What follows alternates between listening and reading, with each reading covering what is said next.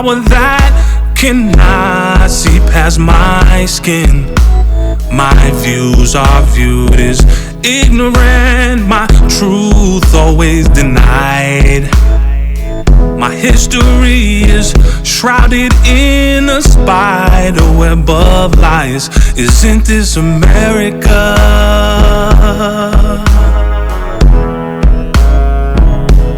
Or is this America all a lie? Of the freedom of speech, somewhere I read. Of the freedom of press, somewhere I read that the greatness of America is the right to protest far right. How can I pledge allegiance to a country built on lies? Or raise my children to believe they're equal in its eyes? My leaders are assassinated for speaking their mind. So justice never tilts my way. I thought that she was blind. Isn't this America?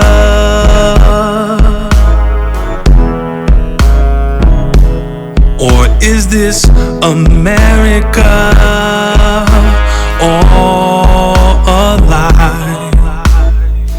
Well, I don't know what will happen now. We've got some difficult days ahead.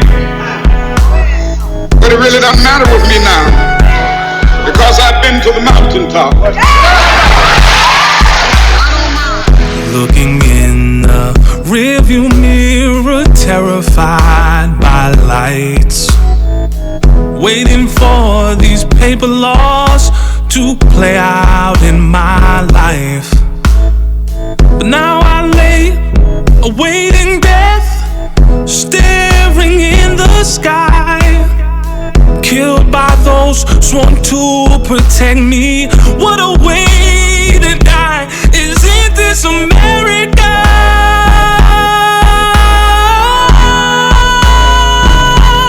Or is this America all a lie? Like anybody, I would like to live a long life. Longevity has its place, but I'm not concerned about that now. I just want to do God's will, and He's allowed me to go up to the mountain, and I've looked over and I've seen the promised land. I may not get there with you, but I want you to know tonight that we as a people will get to the promised land.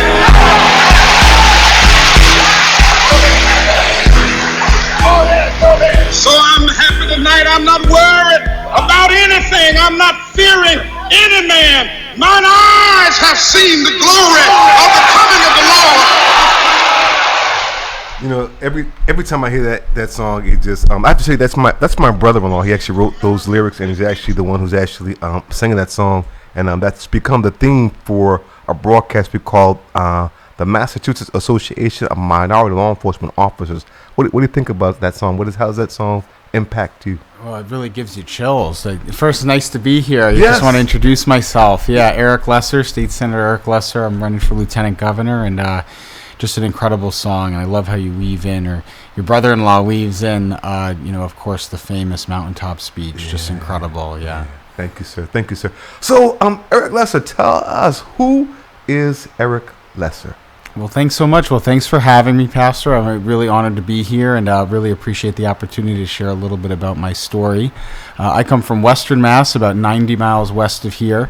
I'm a state senator out there, and I represent a really interesting, really diverse district. I've got two large cities, Springfield and Chicopee, as well as 7 towns. My Senate district includes some of the densest urban neighborhoods in the state. I also have a town without a stoplight. Wow. So, yep. Piece of trivia: the town without a stoplight is Hamden, Mass. Wow. Town without a stoplight. But one of the things you learn from that kind of work is, just trying to create opportunity for people, create jobs, create opportunity. I think a lot of us feel some level of pride in Massachusetts for our progressive history, our progressive reputation nationally. But I think we increasingly know that Massachusetts isn't living up to its full promise, right? It's becoming too expensive to live here. Rents are skyrocketing. We see the horrible condition of the T and transportation across the state. I'm running for lieutenant governor to really help work on those big core issues: transportation, housing, economic empowerment. Love to get into more of a conversation. So, with regard, everybody is talking about, the buzzword seems to be equity, right? Yeah. That's the thing that's resonating with people, is equity. On the heels of George Floyd and the Black Lives Matters movement and COVID, it really exacerbated what we already knew existed, was these inequities as it relates to race and class. And so we now have a lot of resources that are here, with the opera money, with COVID recovery money, with infrastructure recovery money, with and the fact that we were doing well as a commonwealth. However, that certainly is not trickling down to be common amongst everyone throughout the commonwealth. So how would you leverage those resources in a once-in-a-generation lifetime that we have, really, to do some systems kinds of changes to really facilitate equity? Well, I think that's really important. So just a couple things, just backing up a little bit. My role in the Senate, I chair our Committee on Economic Development, and what that committee does is it oversees a lot of the economic aid, small business aid programs in the state. And one of the things that we did, and that I helped write back in 2020 during of course, we remember the COVID shutdowns, when the unemployment rate in Massachusetts went from 4% to 14% in a matter of a few days. I wrote into that legislation and worked with my colleagues to write into that economic rescue package that the distribution first had to go to minority-owned businesses, immigrant-owned businesses, and those in our lowest income zip codes and gateway cities, because we knew that those were the places and communities hardest hit by the virus. This was, to be clear, the state-level program. If you remember when PPP first came out, the federal program, a lot of communities were locked out of getting access to that PPP money because it was flowing through large banks, and small businesses, community businesses, especially minority and immigrant-owned businesses, didn't have those same banking relationships. So we created a state-level program that was going to get grants, not loans, but grants directly out to the smallest businesses. But to bring us to where we are now, I'm concerned about it. We need a lot more transparency about where the ARPA money is going. We need to do a lot more with in terms of transparency and reporting back about where the disbursements and where the grants are going, and are they actually going to the communities and people that need them the most. And the other thing that's important here is I think we need to do a lot more technical assistance. A lot of the neediest families, neediest businesses, community and nonprofit organizations don't necessarily have the capacity to do endless applications for all these grants. They don't necessarily know where to go to find the information about these grants. I think the state needs to do a lot more around outreach and around technical assistance, especially for nonprofits and smaller businesses, so that they're doing much more proactive outreach to get this money flowing to the right places. Outstanding. And so equity again, there's a lot of talk in the context of equity with regard even to reparations. And so what are your thoughts with regard to reparations and the context of equity?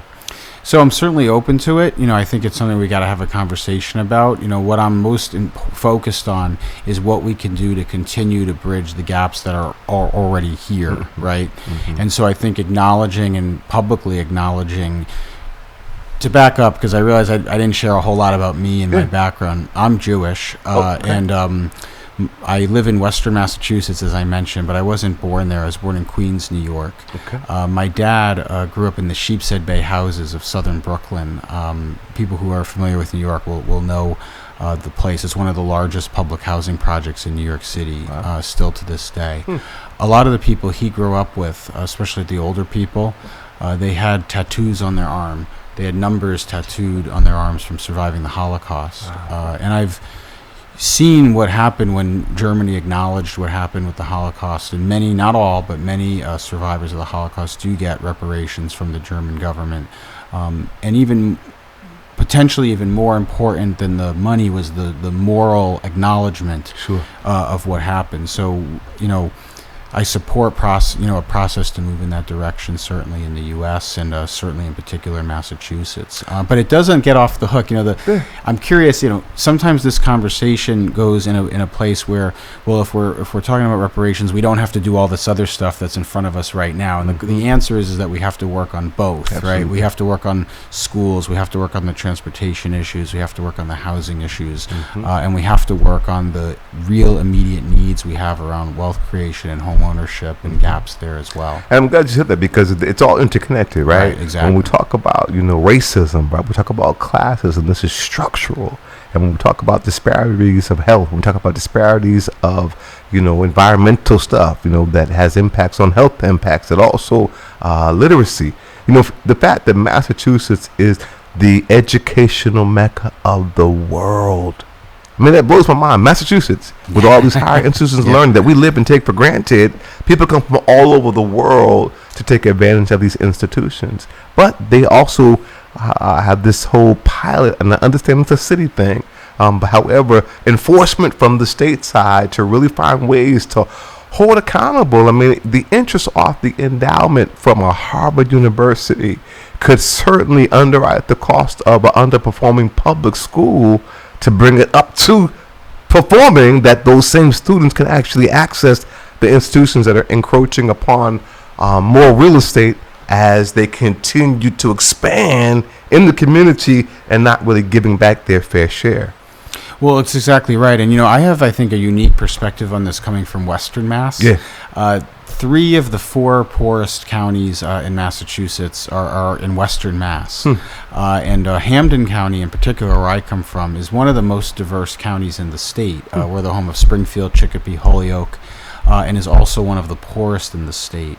And I think you're exactly right. A lot of us in Western Mass feel, frankly, a sense of resentment. I don't want to overstate it, but a sense of resentment in the sense that on paper, Massachusetts has everything, the greatest institutions in the world, one of the hottest, fastest growing sectors, life sciences is the envy of the world. Other states would, they're envious of what we in theory have here, but it doesn't do a whole lot of good if the benefits and the opportunity aren't spread to all of the communities in the state. And the other thing I think that's interesting to think about with this, Pastor, is it's not good for the so-called beneficiaries either, because it leads to skyrocketing housing costs, gentrification, bad traffic, and overall congestion, and people end up leaving. So working to spread the benefits, spread the job creation, spread the opportunity to more communities, both geographically diverse and of course ethnically diverse as well, has to be a goal. One issue I've been particularly passionate about that's related to this is connecting our state by high-speed rail. From Pittsfield through Springfield through Worcester to Boston. A project like this would first be a tremendous climate project. It would take thousands of cars off the road, help clean our air, reduce greenhouse gas emissions. Interestingly, Springfield has one of the worst asthma rates of any city in the country. And it's barely known. It gets very little attention. So we've got to do a lot more to take cars off the road, reduce congestion, and reduce emissions. It would also be one of the biggest housing production projects in our state's history. It would help connect people to homes they could afford. It would help create thousands of units of new housing. It would relieve pressure on rents, relieve pressure on prices, so that people can find good places to live close to, connected to where they work. And it's also a racial equity issue because Springfield, Worcester, and Boston are the state's largest majority minority communities, and connecting them will unlock incredible opportunity for job creation, for helping with wealth creation and small business development all along the route, and it will help connect people to jobs that they might not have access to because of poor transportation right now. I love it. I mean, so how viable is that concept, particularly utilizing again this once in a generation lifetime of infrastructure, resources? Those resources we could tap potentially to be able to build infrastructure in a system that to realize what you're talking about. Well, that's exactly the game changer, right? Because we have in the next 10 years more than $9 billion is going to be coming to Massachusetts in new infrastructure money from the Biden infrastructure plan alone, let alone all the other funds, ARPA, the supplemental funding the state has. Just from that one Biden infrastructure plan, we're going to be getting over $9 billion.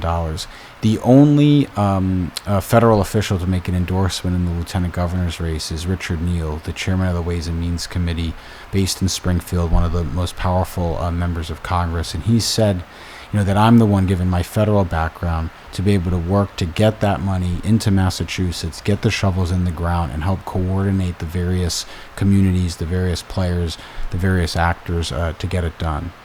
Wow, that's incredible. I have to tell you, we are, my understanding is correct, Massachusetts, Boston is the first public transportation system in the country. First, and so it's the oldest as well. And it shows. Yeah, it's time. It's past time for us. That's great historic, trivia. However, it's time to upgrade. It definitely shows its age. So, no, I think it's an outstanding vision. So, with regard to, transportation, you talk about, again, with regard to even equity, I'm curious with back to the schools just for a moment, because many of the schools are talking about being in danger of receivership. Right, from our Roxbury Community College, from schools like Madison Park that should be really functioning for trades. I went to a trade school for adults, for kids. I'm a big champion of the trades. Yeah, it's a big issue. By the way, not to digress or not to interrupt, but Massachusetts, I think, made a generational mistake in the sense that it was well intentioned, and obviously every young person should have the opportunity to go to college if that's what they want. Sure, but I think that over the last 20, 30 years, a culture developed in our schools of telling young people that if they didn't get a college education, they weren't going to be a success. I think you're right. And that's obviously wrong. Anyone who's had to have a plumber or a carpenter come by knows what the kind of money that they make. And it's especially frustrating because we have Voc schools that need more attention, need more investment, and you have so many young people, not only young people, but all kinds of people that want to get into those trades. They can't do it because the schools are at capacity, or they are doing what they need to do. And the frustrating thing is, on the other side of that, every single business seems to have a help wanted sign up, especially in things like the trades, manufacturing, advanced manufacturing. My grandfather was a tool and die maker. We have got to have a strategy around expanding voc ed, career technical education at all of our high schools, and especially at our existing voc schools. I've made a pledge as a lieutenant governor candidate to close the wait list. There should never be a wait list for somebody who wants to go into a voc tech program or a CTE program. The state should make it available to them. Nobody should be told, no, there's not space. We would never do that with the non-voc schools, right? Every student that walks into the door, has to at some level get access. So we've got to make sure that we make these changes, and it's cultural too. It means working with guidance counselors, working with school principals, educating parents about the opportunities in these fields. So anyway, I didn't mean to I digress on that. So in the context of receivership, because that's a big question right now, is that something you would support? Is these systems being given over to receivership of the state to be able to address them? Even quite candidly, the city of Boston is a big, we're the only city in the Commonwealth that does not have an elected school committee. Right. And the people have said via ballot initiative resoundingly, we want an elected school committee. For whatever reason, Mayor Wu insists on a hybrid. And so we'll see how that works out. But with that, and now we've got a new superintendent, it's just really been challenging. So, with that said, as a lieutenant governor and talking about some of these other institutions like Roxbury Community College, this is a college that was meant to really be for the inner city, but so forth, that they're talking about potentially receivership as well as our public school system. So is that something you would support? Yeah. So let me just give my views on it. So I have experience with receivership because we've experienced this in Western Mass. People might not be familiar, but the Holyoke schools, for example, were placed under receivership. The Springfield schools have been routinely threatened with receivership, but heretofore have been able to avoid it. I don't think receivership is the right approach for the Boston schools right now. I've gone through it and have worked with the state on, my communities in my region around it. I think right now we need to give support to the city of Boston to enable the new superintendent, to empower the community as you have a new mayor. Get the new mayor, give the new mayor, time to get her team in place.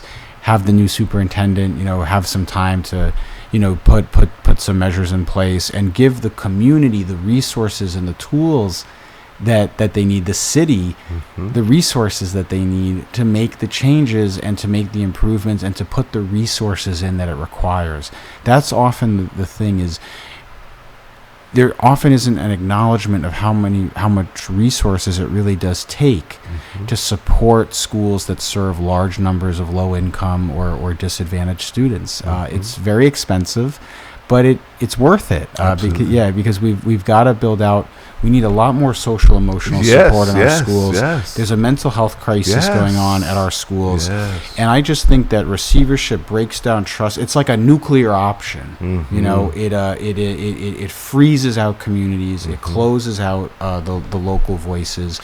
I would rather see, a carrot approach rather than a stick. As lieutenant governor, I would want to work with communities. Okay, we're going to bring in this state resource. We're going to partner with you on this. Here's some examples of some other school districts around the state that have similar challenges and have experimented with these different models.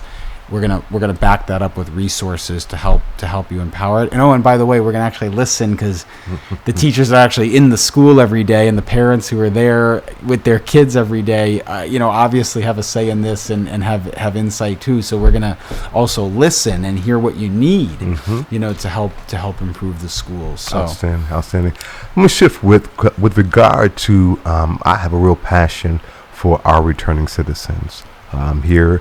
In the state of Massachusetts, they are specially qualified, meaning there's a provision that they don't even have to technically register. As long as they're housed, if they're waiting pre-trial, they're serving a misdemeanor, they can vote. Up until the last day to submit an absentee ballot application, they have the opportunity. And if they get the ballot, they have the opportunity now that drop boxes are put in both of those facilities to get their ballot dropped into the box up to 8 p.m. on election day.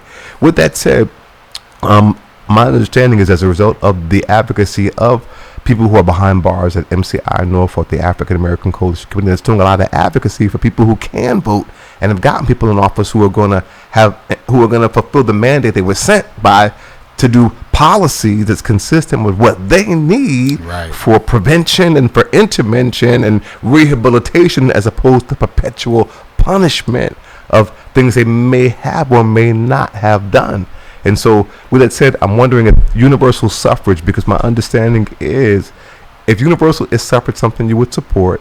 And the reason we're asking the question is I understand in Massachusetts, for a point of education for our listeners and viewers, up until 2000 in Massachusetts, you had the right to vote even as a person serving time for a felony conviction. It was because of some of the advocacy that was challenging to the status quo that during the Dukakis administration, that was stripped of felons people who are serving felony convictions. So now there's a movement. We just passed the Voting Rights Act here in Massachusetts that built some infrastructure in the Commonwealth to make sure that people can exercise the right they already have on paper. But is universal suffrage something that you would support, felons having their rights restored who are actively serving convictions? So I was involved in the Votes Act as a state senator. I was a co-sponsor of those measures and worked hard to get them implemented. It's certainly something I'm open to. We have an immediate issue, though, which is actually enabling and making sure that the law that has already been passed truly works. And so that involves much more focused work with the Department of Corrections, DOC, much more focused work with our local sheriffs, who also, of course, house detainees. And there's concerns, and I have concerns, frankly. There's a lot of elements to voting, right? Sure. So, relying on the mail can be unreliable for inmates. The jail mail is slow and often erratic. Yes. There needs to be, I think, polling done in the locations so that people can actually confirm that they voted and see it scanned into the machine and know it's happened. Yes, and it's being done places in D.C. Yeah. We've got some models that we can look at. But go ahead. And credit to many of our local sheriffs have in their own capacities worked to try to implement that. Not across the board, but so we do want to give credit where there has been progress. But the other important element of this is access to the information. Absolutely, right? On the candidates, the platform, their position. That's what we're hearing when we go in. Is because we've been doing the piecemeal, going to the Secretary of State's office, gathering the forms, going to the elections department, gathering the forms, building a relationship with the commissioner, with as well as the head of absentee ballots, with the staff, being able to go back and forth, the relationship with the sheriffs, and with the people who are the assistant sheriffs, as well as case workers, because they have to escort us through getting volunteers. So, and then we all have to be on the same page to understand how do you fill out the registration form to coincide with the absentee ballot application. And so as we do that and we go from unit to unit, they're asking, well, who's running? What are their positions? Right, exactly. And so you're absolutely right. They're asking for information that needs to be a way that is succinct, that's nonpartisan, but yet giving all of the information to all of the potential people who can vote. And access.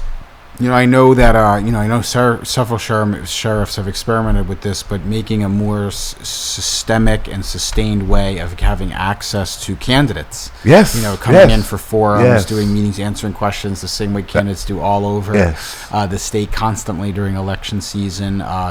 That's a big concern of mine because part of voting, of course, is having the access to the information, and so I think there's a lot of phases to this that we've really got to keep our our foot on the pedal, making sure that it was a big law that was passed, and it could potentially have transformational impact if it's applied correctly. Absolutely, and that's a really key thing. And by the way, as a lieutenant governor, that's a role I could really take on, champion. One of the interesting things about the role of lieutenant governor is it's kind of interdisciplinary by nature. The governor and the lieutenant governor are the only positions where you can really work across government. Working with local cities and towns, working with the federal government, work with, of course, obviously with the state government, all the different cabinet secretaries. So an issue like this, if you think about it, it certainly involves Department of Public Safety. It involves Department of Corrections. It also involves DESE to an extent because there's educational materials. It involves the Secretary of State's office. It, of course, involves local leaders and local community organizations and nonprofits.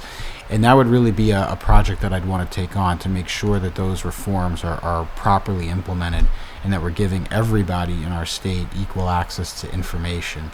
Because at the end of the day, information is power, right? What gives you power. Power to make an informed decision, power to be, an active citizen, and that's what I think we really need to get after. And I think you'll see the voting rates go way up, right? Which is really important because they deserve a voice too. True. It's interesting that we look at the stats of the ratio of people who actually complete an absentee ballot application and or registration form that actually cast a ballot. In contrast to a lot of time we have voter registration drives and there's many portals that people can be able to register, i.e. getting your license, i.e. food stamps, and it's just easy. Many ways you can just do that, and that's great that folks take that initial step. But if it doesn't translate into you actually casting a ballot, then it's really kind of a moot point. So to see the ratio of people who actually take the time to complete the form that actually cast the ballot shows this is a population that wants to be engaged and should be engaged in their own ability to be able to shape how things happen for them, for their family while they're there, and their ability to be able to recover and to actually be productive, contributing citizens to society. Exactly. No, couldn't say it better myself. Sounds like you know a thing or two about this. Yeah. Well, I know you have a long history in this. It's a very important issue. So thank you.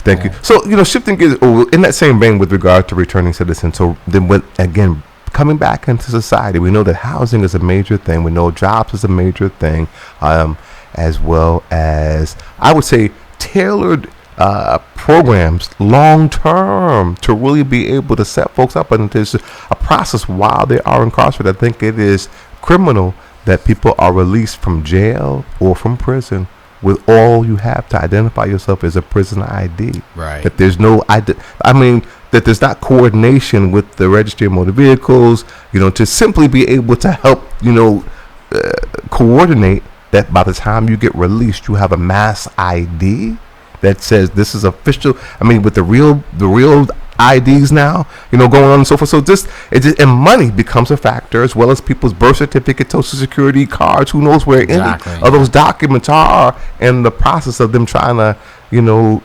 sustain their life, never mind recover. So is that something, as Lieutenant Governor, and I know Lieutenant Governor, my understanding is educate us as well as some of the Governor's Council and some of the influence that the Lieutenant Governor has to be able to kind of address some of those things.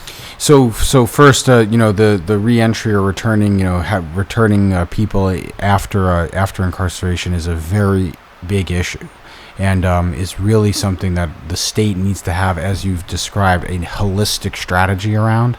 And all of these issues are interconnected. We were just talking about transportation earlier. We were talking about vocational schools. Mm-hmm. We need to do a better job of making sure people are reconnected to the economy, right? So having access to job placement services, something I'm very passionate about, is apprenticeships.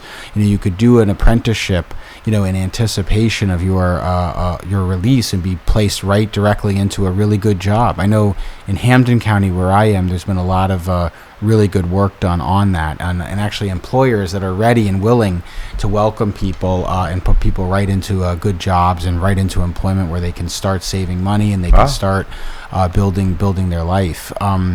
The other thing we really do need to do is a better strategy around transportation. I was involved with the effort a few years ago to do away with or expire the requirement that people's licenses. There used to be a law that someone's driver's license was taken away, even if their offense had nothing to do with an automobile or a driving infraction, and that has changed now in Massachusetts, because you were locking people out of the ability to move around, to get employment, to go to school, to get to medical appointments, to get to visit family members. So it's a big topic, and I think as Lieutenant Governor, this is really an area that we can work on. And you mentioned the Governor's Council. Yes. The Lieutenant Governor chairs the Governor's Council. Okay. And the Governor's, people might ask, well, what's the Governor's Council? Yeah.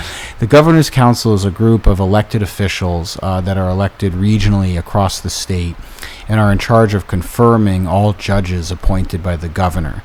They're also responsible for approving all pardons and commutations made by the Governor. I would argue that this body, this council, has been woefully underutilized. And I think I have a unique set of experiences to really kind of reinvigorate that role and make sure that we're using it to promote our criminal justice reform priorities. Just a couple of things. Before I was in the state Senate, I spent 4 years working for President Obama. I worked, I got my start actually carrying his suitcases around New Hampshire during the First in the Nation primary back in 2007. Wow. I had the claim to fame that I never once lost a bag. Good reputation. So, then Senator Obama, he used to joke, he would say, nobody can say lesser doesn't deliver. That's funny. So after doing that and traveling with him to 47 states during the campaign, I went to work for David Axelrod, who was the president's senior advisor. I worked about 40 feet from the front door of the Oval Office and was there for the passage of the Affordable Care Act, for the repeal of Don't Ask, Don't Tell. Worked really closely with Elizabeth Warren before she was our senator on the passage of the Consumer Financial Protection Bureau. I then went to work for President Obama's Council of Economic Advisors, where I worked on a lot of the things we're talking about: job training, vocational education, community college support, public K-12 support. And I just share this because it's relevant to the Governor's Council, because during my time there, I helped on the team that nominated 2 Supreme Court justices, Elena Kagan and from Massachusetts, and Sonia Sotomayor. And one of the key things I learned from that experience is a lot of very good, very qualified nominees for judges. they decide not to go forward with the process because the confirmations are so brutal. And one of the things I think I can offer is really helping shepherd and move, well-qualified nominations made by the governor through that process, through the governor's council, coaching them for their nomination hearings. And I think that's going to help us attract more diverse candidates, because a lot of people look at that system and it looks like an insidery system and a system where the deck, the deck is stacked. And I think having a high-level person like a lieutenant governor, having the chair of the council really working with nominees is really key and really important. And then, just a few other thoughts I have about, about judges. I've worked on 3 criminal justice reform packages in the Senate. We did a major reform of mandatory minimums back in 2018. I was a big part of the team that helped write the police reform legislation that we did after George Floyd's murder. And you mentioned, some of the work we've done around voting access and voting rights as well. I'm also the vice chair of our Judiciary Committee, and I think I have the experience, to really work with the governor on these appointments.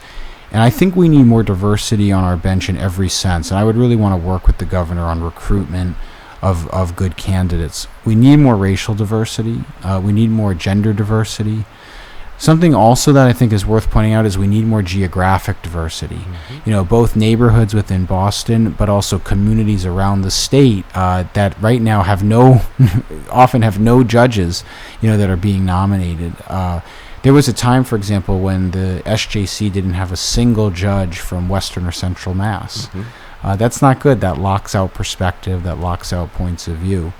And then the final thing I'd like to see is more diversity of experience on our bench. I think Governor Baker's appointed too many prosecutors. You certainly want some perspective, right? I mean, you don't want to, but you need more. I would like to see more public defenders on the bench, more public interest lawyers, more environmental attorneys with experience in environmental issues. And I think we just have to be more proactive about recruiting people from less conventional backgrounds. To come in and go through that gauntlet of the Governor's Council and then hopefully end up as judges on the other side. It's interesting. This may be helping me process this, because this is a very important primary, as there are some seats that will determine whom all the way through. And they're going to really interface with each other. For instance, you mentioned, the Suffolk County District Attorney is a very contested race, right? I've noticed. It's very even in Western Mass, I've noticed. Even out there, it's really, from chaos at City Hall, from fists to F-bombs flying inside City Hall, and it's continuing. People's endorsements being stripped from Arroyo, the blame game of where this came from, the leaks, and then the alleged cover for Hayden in terms of police misconduct. And so while that's happening, so this is a really contested race, and that interfaces with what we're talking about, the law. You're talking about judges and things of this nature. And to your point, so the African American Coalition Committee, again, the brothers who are behind bars, who really we take a lot of our marching orders from. Why? Because they're behind bars. We can, in theory, think of things, but they know the practical day-to-day, even as they were opposed to the no-cost calls law being passed in its language, even though it sounded good on its face. The language that's something to the degree of, at the discretion of the correctional officers, is enough for them to understand the implementation that is going to be problematic. So Russell Holmes was here on yesterday, and he was talking about his frustration with not being able to push that over the line, and for different reasons. But nonetheless, my lead is always coming from the people who are directly impacted by, who are saying, yeah, it's good. And he was like, yeah, but we can get some now. So many people won't be able to make phone calls for this period. Sometimes some is better than none. Again, I hear you, I feel you, but I'm always going to defer to the population that's directly impacted by, that we're alleging to advocate for, that they give us the marching orders. So with that said, they have endorsed Arroyo. To your point about, folks who maybe, he's a new lawyer, he's a person who's never prosecuted a case, and kind of, many people are saying is consistent with the values of Rachel Rollins of not prosecuting for low-level offenses and doing services over sentencing. So, I'm just curious how, as you talk about that piece and the law and the judges and even this piece that's happening right now and the contrast between those who are maybe seasoned and experienced and some people may perceive as a part of the system or the status quo, while other folks are more kind of radical and wanting to create something that maybe never existed. Yeah, well, that was a lot. Yeah. Yeah, I mean that DA race is wild. I'm going to leave that to the people of Suffolk County to sort out. I mean, nice trying to get me to comment on that. Just trying to see how you're thinking it. But on what I will answer certainly is how I think criminal justice reform, relates to the lieutenant governor's office. Okay. Because that's the office I'm running for. I'm focused on my own work here and my own election. Yeah.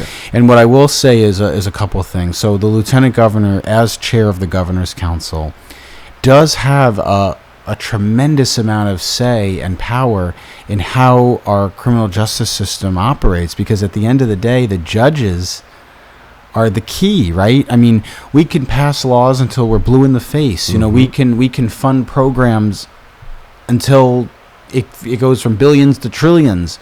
But if the judges, that are implementing and interpreting those laws are not on the program, mm-hmm. in terms of understanding the purpose and the reasons behind the laws that we're passing and the reforms we're trying to make, mm-hmm. it's not gonna be real. It's not gonna be felt. Mm-hmm. So I would really make a priority out of working to have, as I mentioned, people that are really committed to these reform principles, mm-hmm. and very importantly, people that have the requisite life experience and professional experience, mm-hmm. To really understand, mm-hmm. What these laws and what the potential punishments mean for people, mm-hmm. which is why, again, I would really make a priority out of getting more criminal defense lawyers, more public interest lawyers, more public defenders, more people with more broad community legal aid attorneys, rarely serve as judges. And then as lieutenant governor, another piece that I'd really like to work on is helping make sure that the police reform legislation that we passed really is fully implemented. It's moving along, but there's been challenges in the implementation. It's very high stakes that it works well, and that and that the certification process moves forward, and that the post board is empowered the way it needs to be. And there's a lot riding on that, and making sure that it goes well and that Absolutely. It's implemented well. And I think a lieutenant governor, if the job is working the way it's supposed to, the governor's up here, right, setting the agenda, putting out the vision. Mm-hmm. The lieutenant governor should really almost be like in the engine room of state government, trying to work on all these issues, trying to keep all the different stakeholders together, trying to keep everybody rowing in the same direction, and, mm-hmm. and getting the policy implemented. Mm-hmm. Outstanding. With that said, again, mass and cast, that's kind of intersecting with, again, folks going back and forth to incarceration, trauma, mental health, big part of it. So I mean, it just breaks my heart to see those souls over there who are just lost, and to see it to allow it to be happening where now literally they're literally shooting up, doing drug exchanges and all that comes, unfortunately, with that kind of a lifestyle that's right there in your face, in the broad daylight. And so I don't know, what are your thoughts with regard to how do we address mass and cast? Well, it's a human tragedy, and we can't lose sight of the fact that it's human beings with families and loved ones, and it's a human tragedy, and it's broader even than mass and cast. I was in Worcester recently, meeting with a group of human service providers, and the homeless population, or the unhoused population in Worcester, is the highest. Their census is recording it as the highest it has ever been. I'm sure, and we're seeing this in every corner of the Commonwealth. Yeah. And I think it's, again, first, there has to be a priority made of providing care to people, mental health support, housing support. People should not be reduced to living on the street. That is a major social failing that we all have a responsibility to fix. And again, I think it really goes, not to keep beating the same drum here, but it goes to how all of these issues are interconnected. Mm-hmm. We are in a major mental health crisis in this state. Yep. We have a massive housing crisis. And by the way, as rents continue to go up by double digits, as home prices continue to go up by double digits, we are going to see the problem infinitely increase, because it's going to snowball, right? People are already doubling up in homes. They're bringing in relatives to stay with them who are having trouble. And then when people are in unsafe, very crowded conditions, and then when their rent goes up, all of a sudden you'll see avalanches of people, out on the street. So the state needs to do a lot more around housing production. It needs to do a lot more around support for affordable housing. I've been a big champion of RAFT, the Rental Assistance for Families in Transition program. We need to put a lot more resources into that. We also need to do more around transportation. Not to go back to my earlier points, but connecting people to homes that they can afford, and connecting people to jobs they can do that are within commuting or travel distance of homes that they can afford. Or jobs where they can work for a good wage is very, very important, and that's something we've got to get right. We've got to get the T fixed. We've got to expand rapid bus service. I've been a big supporter of the Fare Free Transit initiative. We've got to continue to move forward on that. So this primary happening in just a few days, happening on Tuesday, is for Lieutenant Governor, and the people who are running for that are Tammy Gouvet, as well as Kimberly Driscoll, and yourself. So Eric Lesser, gotta say the name. Eric Lesser, yeah, of course. He's here live in the studio. You need the name ID. Eric Lesser. Don't forget. Absolutely. So tell us why. Talk to our listening and viewing audience why we should vote for Eric Lesser and opposed to the other candidates that are running. Well, I appreciate the question, and I really appreciate the opportunity to be here. Just a couple things. I'm the only candidate in this race, and I do think this is important, from a different region, from Western Mass. In fact, not only running for lieutenant governor, but for any office, governor, lieutenant governor, auditor, secretary of state, treasurer. I am the only one from outside of 495. And I think it's also important for listeners to appreciate and remember, we have very diverse communities in Western Mass too. In Springfield, we have a very proud, historic, and very large black community, a growing and vibrant Hispanic community. We have more than 50 languages spoken in several of the public schools in the Pioneer Valley where I'm from. And I think that perspective is important. Every successful governor in recent history has understood that you need a ticket that really speaks to and represents the full state, right? Think about Charlie Baker with Kieran Polito from Shrewsbury. Think about Deval Patrick with Tim Murray from Worcester. Think about, even going back, Bill Weld with Paul Salucci from Hudson, or Paul Salucci with Jane Swift from the Berkshires. We've got to really be intentional about making sure all voices are heard. And I think my experience representing an underserved, underdog region in Western Mass has given me always the perspective of thinking about the forgotten areas of our state, both in Boston and, of course, in the areas outside Boston as well. So that is really, I think, a unique perspective I have. Second, I'm the only candidate with high-level federal experience. I worked for President Obama from day one of his presidential campaign. I was with him through 50 primary elections. Was with him every step of the way. I literally flew on his plane with him, handling all the luggage and the logistics. Ended up working through his White House for more than 2 years at the height of the Great Recession, at the height of the banking crisis, at the height of the efforts to get health care done. And I learned a lot from him. And I learned a lot about how you need to take on big challenges with big solutions. And the federal experience is going to be important as we look to the fact that we've got this $9 billion coming from the Biden administration. We need a team here in the state that's going to get that money into communities, to fix the T, to support small businesses, to support the school systems that are really struggling. Everything we're talking about with NAS and CAS, the housing, it's going to be coming, a lot of it, from the federal government.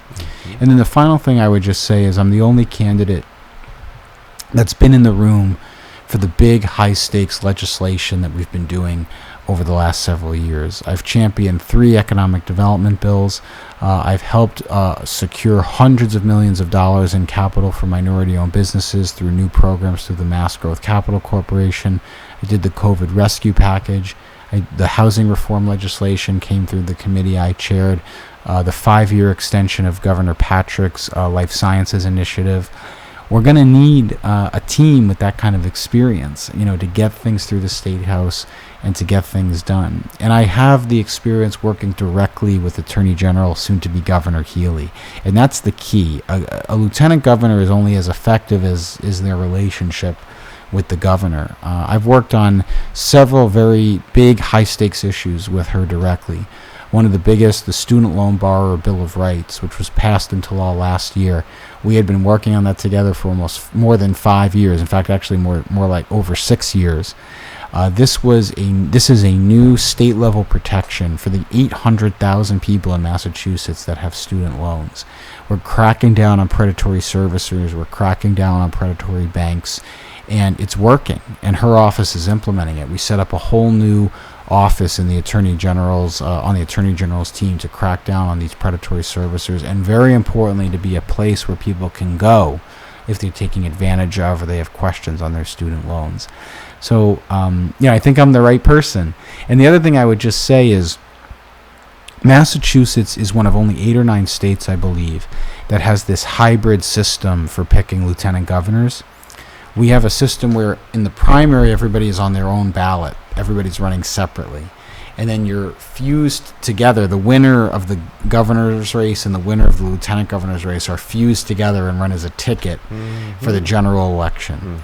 So primary voters are being asked to make a choice about who they want to see as their ticket, right, in November for the general election. And then most importantly, who they think will be the most effective governing team once in office and doing the work come January. And I think my set of experiences, my set of attributes are going to make me that right person.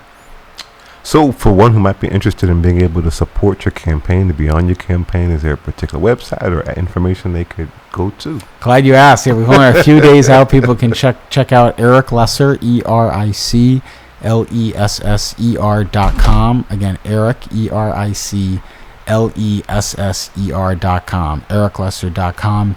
People can learn all about our positions on the different issues. They can reach out to me directly. There's contact information there. People can also make a contribution. Every dollar helps us be on television, get those TV ads out, get all those signs out into people's yards, and people can certainly help volunteer for us, any day this weekend, Monday, and obviously through Election Day as well. Again, we want to thank you, Eric Lesser, Senator Eric Lesser, who is running for Lieutenant Governor, for being our guest here on Healing Our Lands broadcast on the Boston Praise Radio and TV Network, Boston Black News 102.9 FM. And thank you, our listening and viewing audience, for being with us. We're going to pause, go to some music, our station ID. I'll be back on the other side of the top of the hour. Thank you again for being with us. We'll be right back. I wish that I could freely dream and be judged from within, hunted by a power that cannot see past my skin. My views are viewed as ignorant, my truth always denied. My history is shrouded in a spider web of lies. Isn't this America?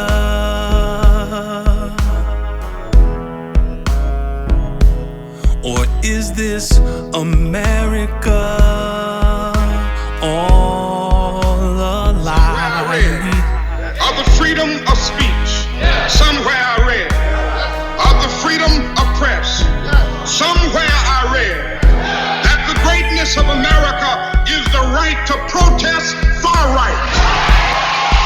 How can I pledge allegiance to a country built on lies, or raise my children to believe they're equal in its eyes?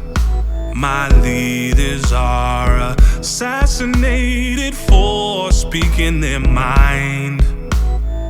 So justice never tilts my way. I thought that she was blind. Isn't this America?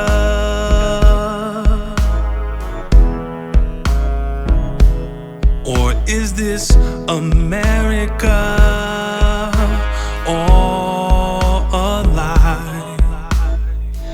Well, I don't know what will happen now. We've got some difficult days ahead. But it really doesn't matter with me now, because I've been to the mountaintop. Looking in the rearview mirror, terrified by lights, waiting for these paper laws to play out in my life. But now I lay awaiting death, staring in the sky, killed by those sworn to protect me. What a way to die. Isn't this America?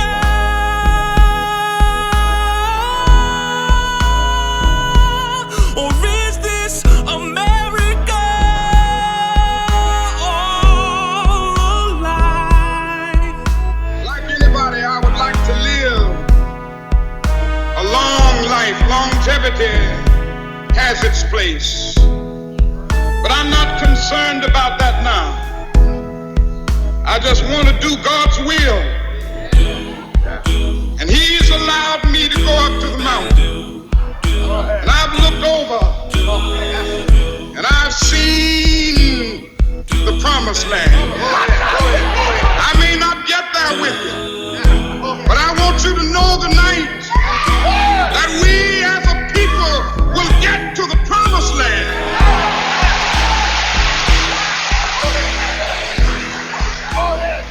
So I'm happy tonight. I'm not worried about anything. I'm not fearing any man. Mine eyes have seen the glory of the coming of the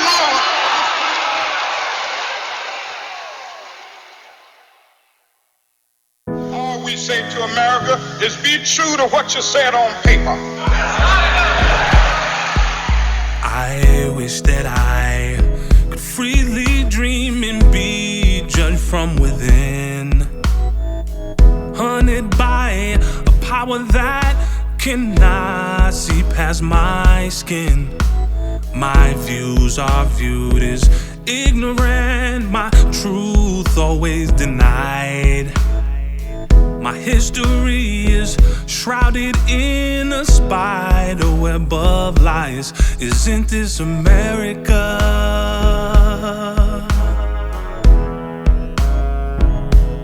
Or is this America all a lie? Of the freedom of speech, somewhere I read. Of the freedom of press, somewhere I read that the greatness of America is the right to protest far right. How can I pledge allegiance to a country built on lies, or raise my children to believe they're equal in its eyes? My leaders are assassinated for speaking their mind. So justice never tilts my way. I thought that she was blind. Isn't this America?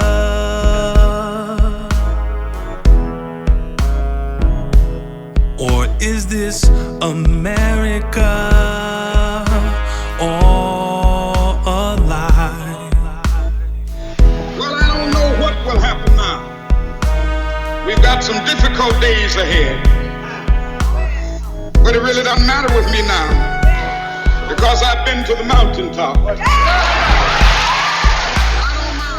Looking in the rearview mirror, terrified by lights, waiting for these paper laws to play out in my life. But now I lay awaiting death, staring in the sky, killed by those sworn to protect me. What a way to die. Isn't this America?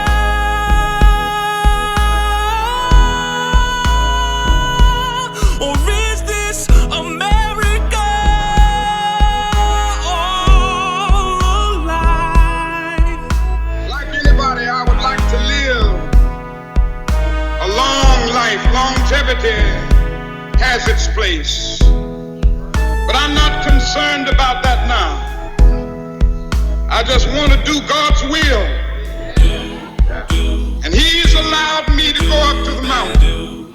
And I've looked over and I've seen the promised land. I may not get there with you, but I want you to know tonight that we as a people will get to the promised land.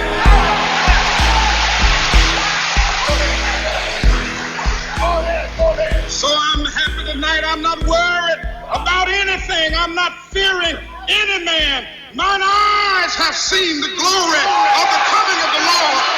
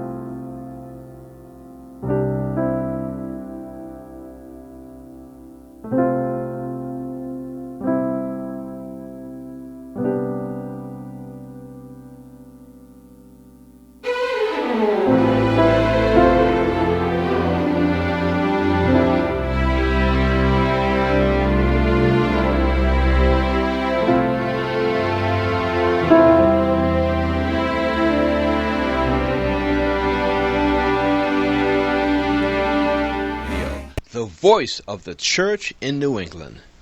The views and opinions expressed